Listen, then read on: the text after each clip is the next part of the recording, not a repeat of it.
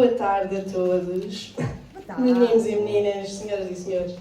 Obrigada por estarem cá hoje neste evento e obrigada por terem aguardado. Não sei se sabem, mas nós acabámos de aterrar diretos, portanto ainda não sei bem quem sou, mas obrigada por terem vindo a este evento de excelência do nosso querido Rui Antunes. Estou um pouco nervosa, devo dizer, porque é como se fosse o lançamento do meu livro, não sei porquê, é muito estranho, mas pronto.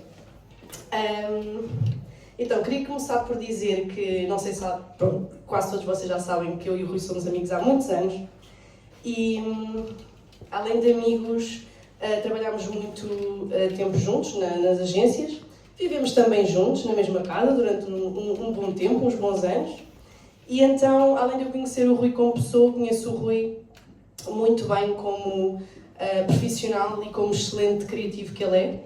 E, portanto, quando recebi este convite, senti para fazer a capa, vejam bem, para fazer a capa do livro, fiquei muito honrada, obviamente, e muito entusiasmada para o fazer. Portanto, também tenho que agradecer ao Rui pela liberdade que tive para a criatividade da capa, um cliente espetacular, devo dizer-se. E então, não querendo teorizar muito sobre a capa, porque normalmente quando eu crio estas coisas é sempre de coração e de forma muito intuitiva, portanto nem sempre me faz muito sentido teorizar as coisas. Mas talvez comece por dizer que quando li os contos do Rui, senti uma aproximação com os personagens, uma identificação com os personagens de alguma forma, que eu acho que todos aqui o sentirão, e portanto fez-me sentido fazer uma abordagem que fosse mais próxima, mais familiar de alguma forma. Então, o que é que eu decidi fazer? Decidi abordar um lettering manuscrito, que automaticamente nos faz sentir mais próximos da capa, onde cada caractere tem o seu tamanho, o seu formato, o seu feitio, a sua espessura, tal como todas as personagens e como cada um dos contos, e todos juntos fazem parte de um todo.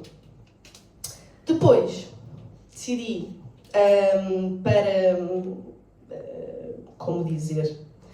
para representar a mulher que deixava os corações na calçada, decidi não toldar muito o leitor e não apresentar aqui uma figura super definida e decidi fazê-lo através das mãos. Portanto, a representação das mãos já é uma coisa que faz muito parte do meu trabalho. Adoro representar mãos, acho que as mãos dizem muito sobre tudo.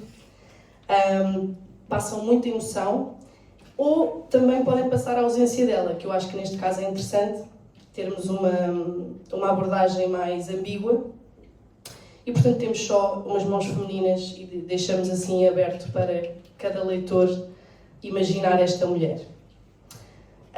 O que é que eu posso dizer mais? Em relação à capa, escolhi o verde. Como todos sabem, o verde não poderia deixar de estar na primeira capa deste grande autor, não é? Achei que o verde faria sentido. E que dizer mais? Acho que o livro está espetacular, leiam os contos, acho que vão gostar muito, vão se identificar muito com muitas personagens. É um livro que também fala muito de amor, portanto, acho que também tem tudo a ver comigo, fiquei muito contente. E terá certamente muito a ver convosco. Portanto, não querendo alongar-me muito mais, porque eu sou mais bonecada, não sou de grandes palavras, vou passar a palavra a quem realmente percebe disto, o grande André Duarte. Uma salva de palmas, por favor.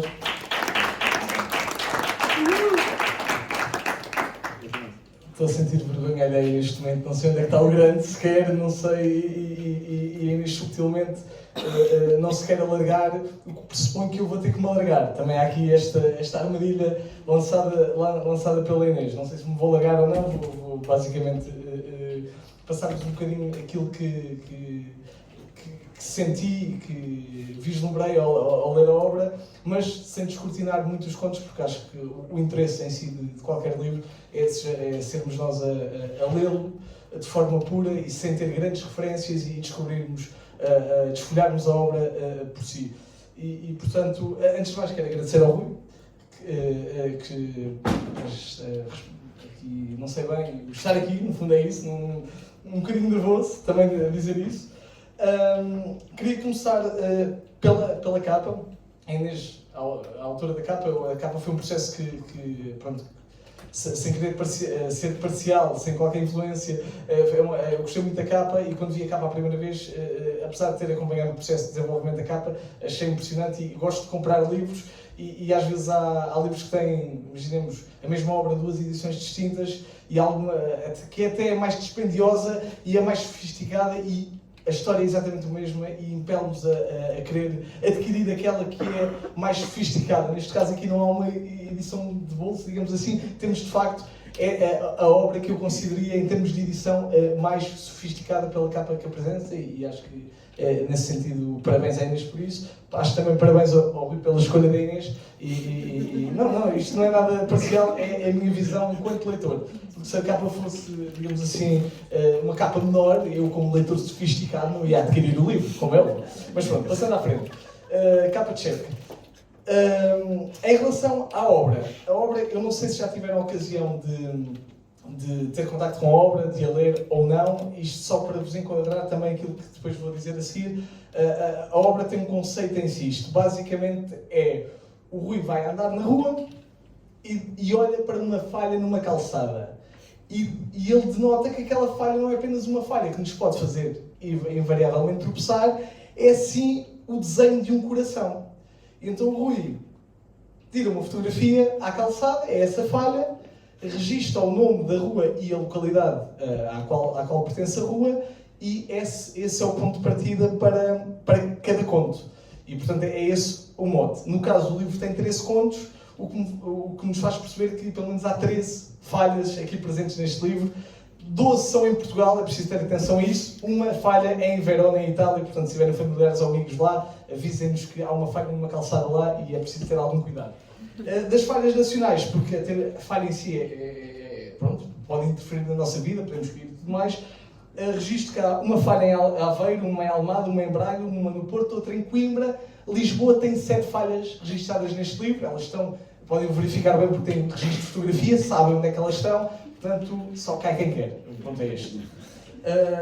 E este é o ponto de partida, esta falha, digamos assim, que na verdade acaba por ter aqui uma certa, um lado muito interessante, porque é uma falha e nós olhamos para uma falha muitas vezes como a percepção de um defeito, mas aquilo que o Rui viu nessa falha é o coração. E se calhar das coisas mais belas que existem é um coração. E esse coração, esse lado ligado ao amor, é isso que une todas as narrativas.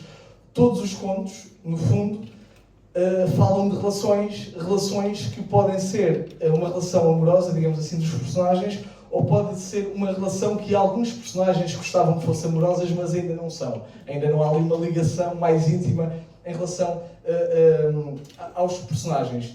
E neste sentido, todas as narrativas apresentam exatamente, há um paralelismo com o nosso cotidiano. As situações descritas nos vários contos são, em muitos casos, situações que nós já vimos acontecer com amigos ou familiares, ou se calhar situações que nós próprios já fomos protagonistas. E ao lermos os contos, podemos identificar de alguma forma com alguns traços dos personagens ou até com alguma história em si. Esta abordagem por exemplo, eu vou-vos dar dois exemplos, sem esmiuçar muito os contos, mas há 2 exemplos. O conto, salvo o conto número 3, que se chama Alice. Cada nome de cada conto é um nome de um personagem, ou seja, Alice, Roberto, Armando, os títulos dos contos são nomes dos personagens.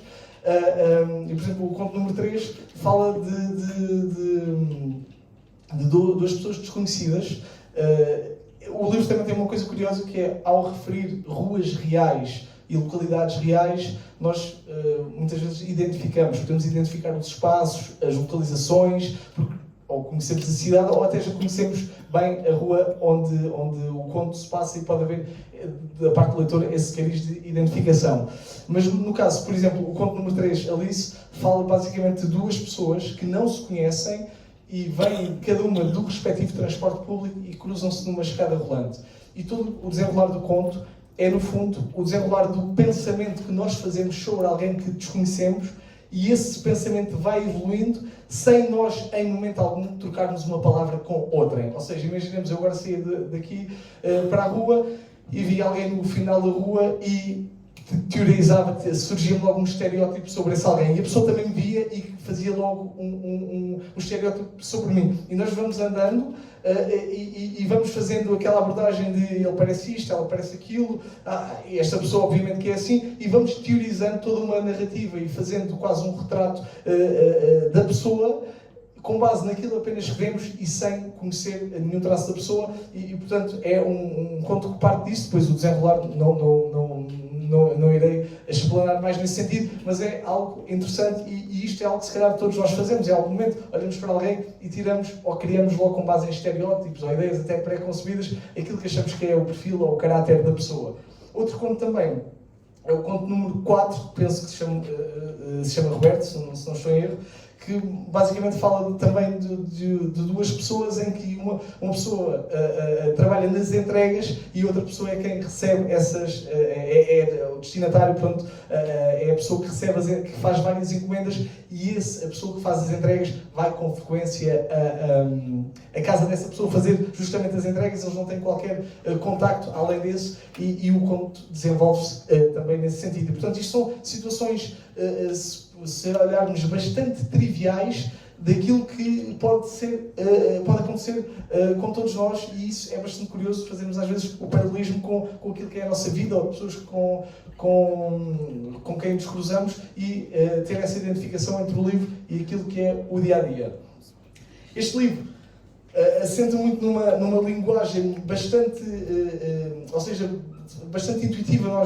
É uma linguagem de estrutura simples na construção, tanto na eleição do vocabulário, como também no desenrolar da narrativa. Ou seja, não é um livro em que nós chegamos à página 13 e estamos com a mão na cabeça a suar e a pensar: e o que é que o autor quer?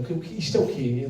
Em que quadrante é que se passa a história? Quem é que são os personagens? Há personagens? O que é isto? Não acontece isso, da mesma maneira que não chegamos à página 4 ou 5 e já fomos 40 vezes ao dicionário porque não fazemos ideia de metade dos vocábulos que são utilizados. Ou seja, isto torna a leitura bastante fluida. É um livro que nos pode acompanhar, digamos assim, no dia-a-dia, a ir para o trabalho, enquanto estamos à espera no dentista, ou o que seja, e podemos, com fluidez, aceder às histórias e com tranquilidade, ler sem precisar de nenhum elemento extra, ou sem necessitarmos de estarmos a quebrar a leitura continuamente. E eu acho que, na verdade, esta opção por uma linguagem, não sei se foi uma opção, ou seja, isto é a minha interpretação, o autor poderá teorizar ou não, poderá remeter-se ao silêncio, mas ele está aqui, depois terá essa opção de teorizar o que pretender sobre a obra que escreveu, obviamente. Mas, a meu ver, essa opção por uma linguagem mais acessível e uma estrutura também ela mais acessível encontra paralelismo também naquilo que é o amor, porque, à partida, nós não nos sentamos no nosso sofá e começamos, em termos da imatéria, no nível orgânico da plenitude, eu acho que tenho uma grande atração pela minha vizinha. À partida isto não acontece. À partida eu sento-me e penso: eu gosto dela. É isto. Mais ou menos é isto. Eu gosto dela, ela é bonita, é simpática e tudo mais. E, portanto, eu acho que esta simplicidade daquilo que são os relacionamentos humanos, daquilo que é, na gênese deste livro, o amor, está explanado e está subjacente também nesta opção de linguagem e de estrutura. E nesse sentido, e sem também me querer, para não me alongar muito mais, eu acho que estou só aqui a consultar as notas, peço imensa desculpa. Exatamente é isso. E esta opção é exatamente isto, ou seja, isto é um livro que, no fundo, fala daquilo que são as relações humanas no seu estado mais puro, daquilo que é o cotidiano, daquilo que às vezes estamos com amigos e dizemos: ele está interessado, ou ela está interessada em ti, essa simplicidade de maneiras, e nós: será que está, não está? Está na cara, por exemplo, e acho que esse estar na cara, por exemplo, muitas vezes percebe-se, ou seja, nós estamos a ler as histórias e aprendemos de forma muito imediata que é neste ponto a personagem está interessada na outra, por exemplo, ou há um relacionamento, ou vemos uma evolução no início da história e não está, e a determinado ponto nós percebemos o ponto de viragem e o que é que fez gerar esse interesse, seja um encontro trivial, um bom dia, um momento, tudo isso está patente nas histórias. E, portanto, isto só mesmo para terminar, eu acho que, em primeira e última instância, este é um livro que parte do coração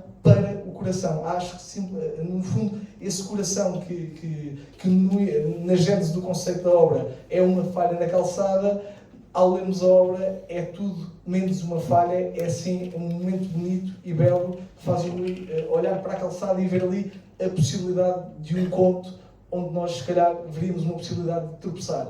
E, portanto, termino aqui, é isto que tenho a dizer sobre a obra. E passo ao autor. Muito obrigado. Antes de mais, eu sabia que convidar o André para falar aqui ia ser muito difícil agora falar a seguir. Como é que uma pessoa fala depois disto?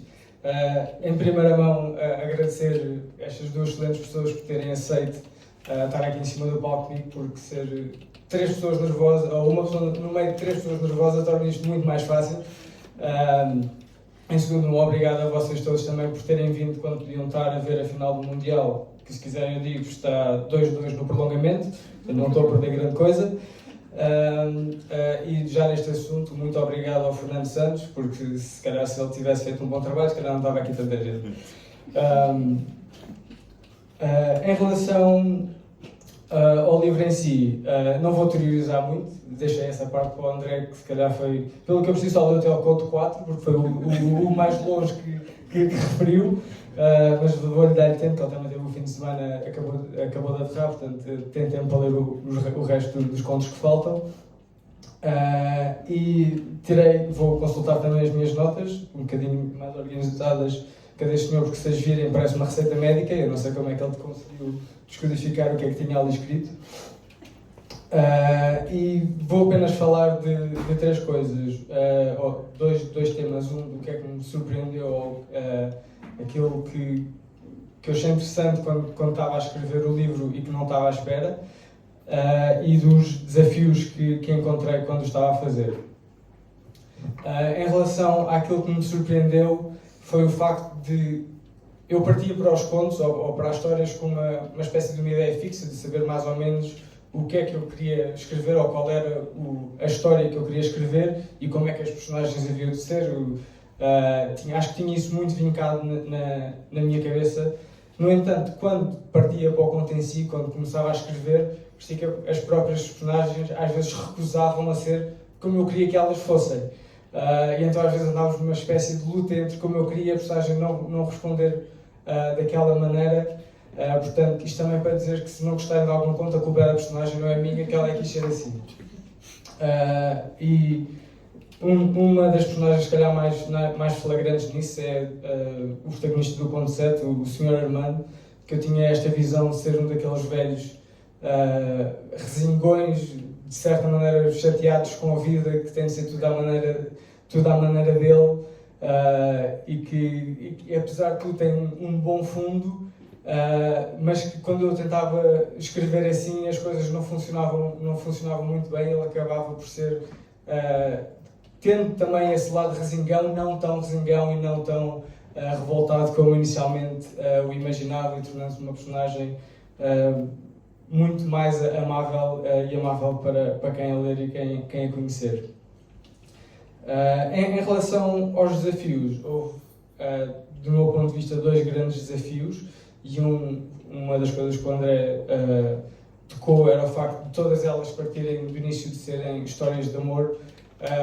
No entanto, não queria, até porque também não sei se consigo ser um shakespeariano e escrever coisas aqueles amores assalapados que ficam para a história, mas às vezes focar-me nos pequenos momentos e nas pequenas ações onde se pode retirar o amor entre 2 pessoas, caso sejam conhecidas, ou, como a André estava a falar, em casos de que ainda não sabem que se calhar que se amam, ou só o amor de um lado.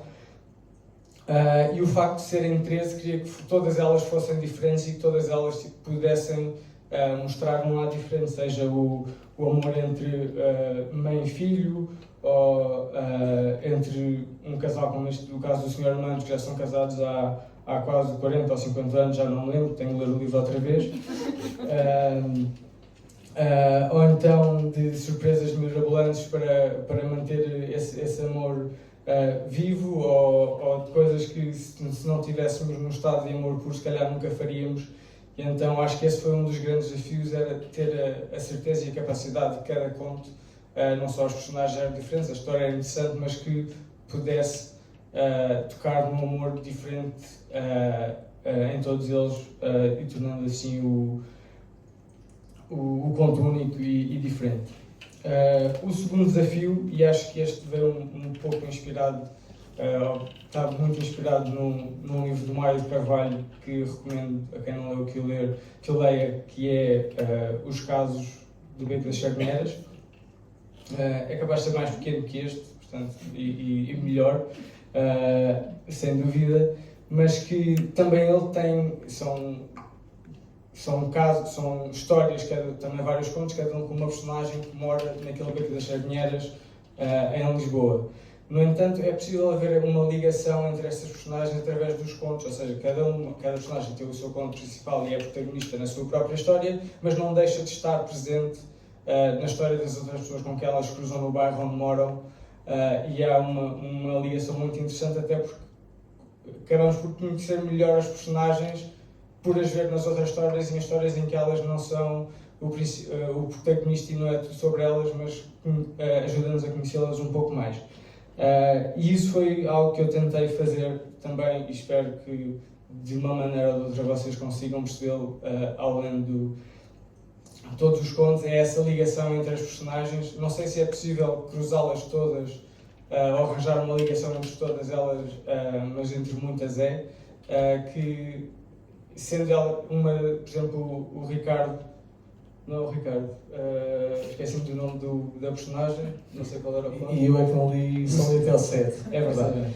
O Senhor das Entregas tem a sua história principal, em que é ele que está a fazer as entregas, mas depois também aparecem pelo menos outros 2 contos no seu trabalho, na mesma, como ele é a entregar coisas onde a história principal não lhe pertence. E acho que de um modo geral é isso, eu também não quero alongar muito. Outra coisa que me deu muito gosto foi não só escrever, mas uma vez que quando já estava tudo escrito, trabalhar com a Inês na capa e na paginação, em todo o livro, foi algo que me deu muito gosto, com a ajuda da Inês, e que acho que o livro ficou como eu queria. Tive a sorte também da editora de me dar essa liberdade e aceitar os requisitos, de certa maneira, que eu lhes tinha pedido. E acho que nesta altura só me resta deixar alguns agradecimentos especiais. Um deles à Sara, por me dar bastante material para pôr em algumas destas histórias. Em segundo, aos meus pais e ao meu irmão, por me terem apoiado quando eu lhes disse que ia lançar o livro, mesmo tendo demorado muito mais do que era suposto, porque às vezes a vontade não era muita. A Analinha, que é a mãe do André, que me deixou este desafio de tirar os contos da gaveta ou do blog onde tinha e tentar pô-los num formato mais físico, e acho que sem esse desafio, se calhar hoje não estavam aqui. Uma vez mais à editora por ter aceito publicar o livro, à Inês, como ela disse, por ter feito esta belíssima capa, e a todos vocês por estarem aqui hoje e por terem vindo ao lançamento da mulher que deixava corações na calçada. Eu prometo depois tirar o nome do livro. Obrigado.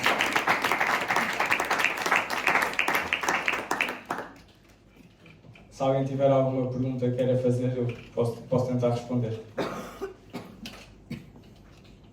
Eu tenho. O resultado do jogo ainda é 2-2. Eu tenho, mas onde é que começaste? Começar. Foi uma surpresa, portanto. É assim, começou primeiro por ser um blog em que eu 2015 ou 2016, em que eu só me desafiava todas as semanas ter um conto novo e publicá-lo todas as semanas. Passado um bocado, tornou-se um bocado irrealista, com o trabalho e tudo não era fazível, e então depois parei. E entretanto já tinha alguns contos feitos. Depois houve esse desafio da linha de tentar fazer mais com isso e não deixá-lo só na página online. Foi quando eu comecei a contatar editoras, acho que tínhamos acabado de mudar para Lanzano há muito tempo. A Chiado Books aceitou, e a partir daí, acho que na altura devia ter 8, talvez, queria ter à volta de 12, 13 para juntar no livro, e portanto isto 2016, 2017, comecei a escrever os que faltavam. Entretanto, quando faltava um, sei que parti para aí nos 5, porque o disco externo não ficou, deu um stress, portanto tive de reescrever alguns de raiz, o que de certa maneira não foi mal todo, porque ao reescrevê-los alguns ficaram melhores, outros que eu não estava a gostar acabei por perdê-los completamente e desistir deles. Escrevi histórias novas, e depois, entretanto, havia alguma preguiça da minha parte também, acho que faz parte de qualquer escritor, até que me forçava. Houve uma altura, um período que, com a pressão da editora a perguntar-me quando é que eu tinha as coisas prontas, quando é que tinhas as coisas prontas, eu acho que já tinha medo de abrir o meu e-mail, sendo que tinha o e-mail da editora. Eu benzia-me o que é que eu vou responder agora, e então houve uma altura que decidi acordar uma hora mais cedo e forçar-me a escrever, o que também foi um desafio, porque é bonito dizer que só pode escrever quando tem inspiração, mas não funciona assim, senão nunca vai escrever. E então às vezes escrevia um parágrafo, outras vezes só revia o que já tinha escrito no dia anterior, outras vezes escrevia um pouco mais, e então essa rotina também ajudou bastante. Depois, em termos de acabar os contos, acho que no início deste ano, talvez, e depois a partir daí foi ver também quando é que ainda estava disponível para fazer a capa, porque isto era uma pessoa muito ocupada, dizia agora não posso, só lá para junho.